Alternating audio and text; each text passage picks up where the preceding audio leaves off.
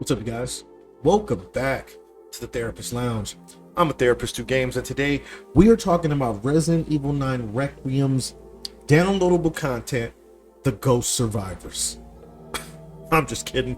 We're talking about Leon Must Die Forever, a game mode that feels like The Ghost Survivors, that feels like a Mercenaries type of mode. Just something that the devs came up with to kind of get you back into the game. I personally, I'm not a fan of these style, these mini games. I would have much rather preferred a, like a kind of like Resident Evil 2, Hunk, the fourth survivor, where, Hunk had to escape after retrieving the G virus sample.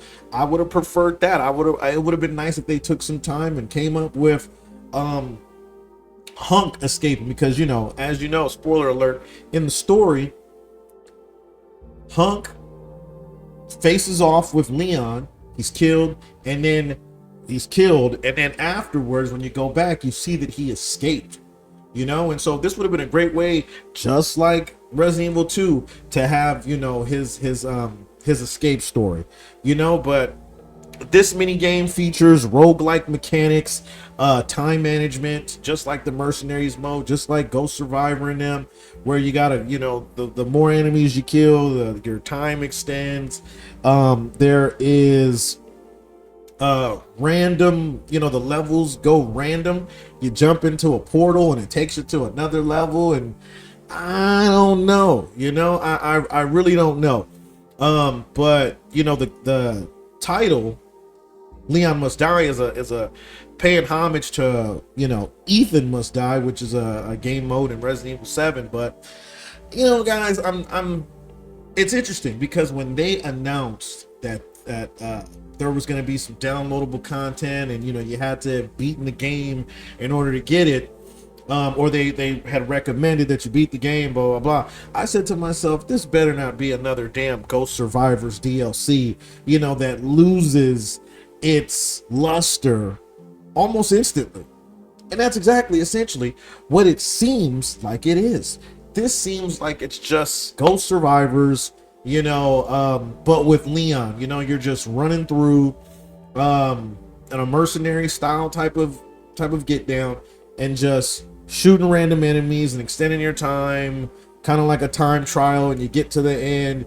And essentially, it seemed like when you get to the end and you beat it, it feels like it felt like you were rewarded with nothing.